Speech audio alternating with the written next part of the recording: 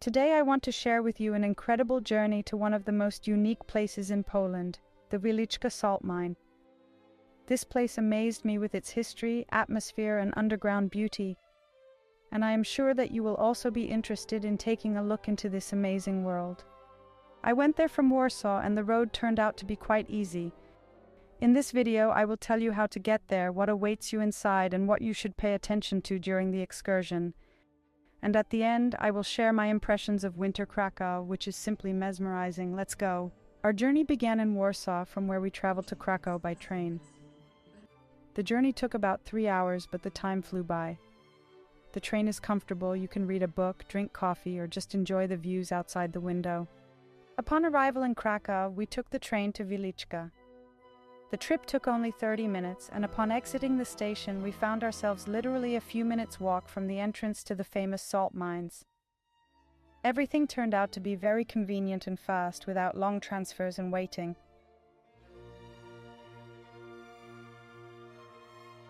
Before visiting the mines, the first thing you need to do is buy a ticket. Everything is well organized here.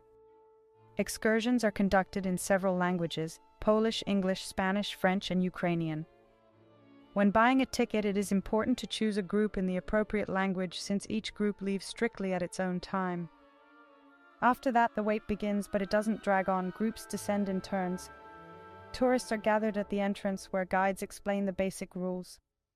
And so, when our turn came, the most interesting part began. A long descent down into the depths of the salt world. The descent into the mine is perhaps one of the most memorable moments of the excursion. You need to overcome more than 350 steps, and the lower we go, the more you feel the coolness and the air changes. Humidity here is strictly controlled, so we go through special doors that protect the mine from the outside environment. The first impressions are a mixture of delight and slight excitement. Around the wall of pure salt, the dim, soft light creates a mysterious atmosphere, and the echo of footsteps reminds us that we are already far underground. This is only the beginning, but it is already clear that something incredible awaits us ahead. As soon as we went down, a completely different world opened up before us, mysterious, ancient, and amazing in its scale. The Wieliczka Salt Mine is not just a mine, but a real underground city that has existed for over 700 years. Salt was once mined here, which in the Middle Ages was so valuable that it was called white gold. This place is listed as a UNESCO World Heritage Site, and visiting it means touching history. The mine's development began in the 13th century, and for a long time Wieliczka was one of the main sources of salt for all of Europe. It was a difficult but very profitable craft, thanks to which Poland grew rich. Miners worked here for centuries, passing on their skills from generation to generation. They did not just extract salt, but also decorated the mine, creating carved figures, bas-reliefs, and even entire rooms carved directly into the salt walls.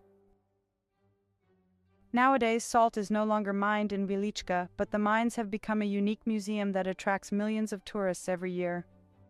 One of the most impressive places in the mines is the Chapel of St. Kinga, a huge hall carved entirely out of salt. The ceilings, walls, chandeliers, even the altar, everything was made by hand by miners.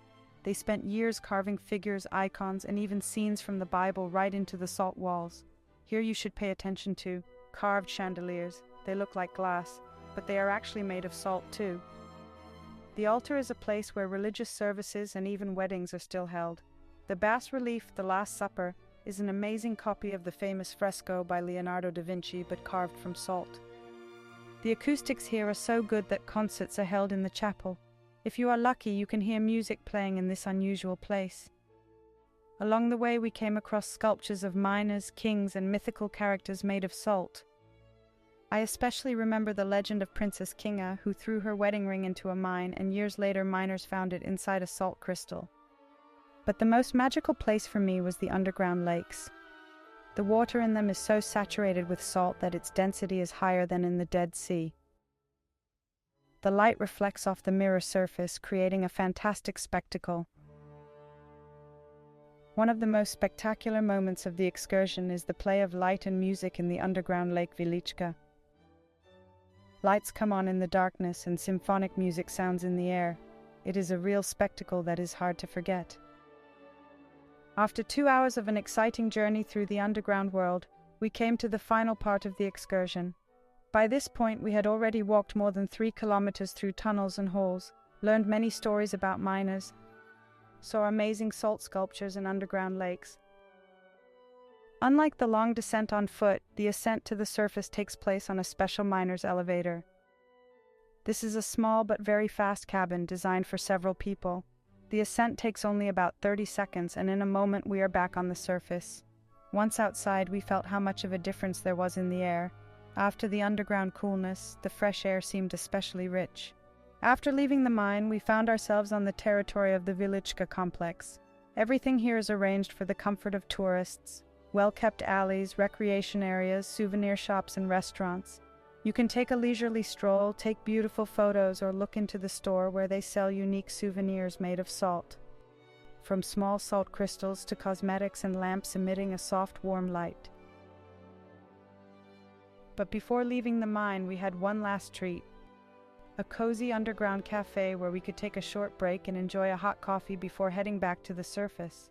By the way, if you're a coffee lover like me, I have a great find to share: 25 coffee roasters. This is natural, freshly roasted coffee created by true coffee culture enthusiasts. Each bean is carefully processed to bring out its rich flavor. And a little bonus, use promo code SKETCHING to get 15% off whole bean coffee. You can order through Instagram or on their website. I'll leave the links below the video. If you want to stay in Wieliczka longer, there is the Grand Saal Hotel, located right on the premises of the complex. It is a cozy 4-star hotel where you can spend the night after a busy day.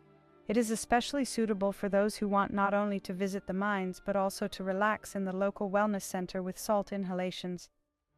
After visiting the salt mines, we took the train again and returned to Krakow in 30 minutes. Despite our tiredness, we couldn't miss the opportunity to stroll around this incredible city, especially in winter when it acquires a special magic. Krakow in winter is a fairy tale. The narrow streets of the old town are covered with a light dusting of snow, the main square glows with twinkling lights, and the air is filled with the aroma of hot chocolate and mulled wine. We took a leisurely stroll through the Rynek Główny, one of the most beautiful squares in Europe. By the way, it is the largest medieval square in Europe, measuring 200 by 200 meters. Here you can see Sukienni's Cloth Hall, a historic trading center where you can buy souvenirs and handmade crafts. Just like centuries ago, the atmosphere of medieval trade comes alive here, which suddenly cuts off, a symbolic tribute to the trumpeter who saved the city from a Mongol invasion. Horse-drawn carriages take a ride through snowy Krakow in a real carriage, as if stepping back in time. This tradition recalls the days when kings and nobility traveled through the city streets. Wawel Castle, the heart of Polish history and culture. The heart of King John III Sobieski rests here, and beneath the castle lies the legendary Wawel Dragon's Cave, from which bursts of fire occasionally emerge even today. After spending a few hours in this magical winter city, we headed to the train station to return to Warsaw. We had another 3 hours on the train ahead of us, but the emotions from the trip will definitely stay with us for a long time.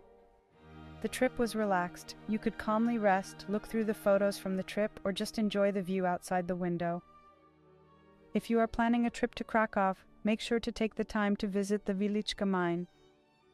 It is not just a tour, it is an opportunity to immerse yourself in history, see something incredible, and feel like a part of the ancient world. I would recommend, plan your trip for the whole day so you don't have to rush. Comfortable shoes and warm clothes, it's cool in the mines. When you come to Krakow, don't forget to enjoy the atmosphere of the city. This trip was unforgettable, and I'm already looking forward to a new adventure. Have you ever been to such places? Share your impressions in the comments.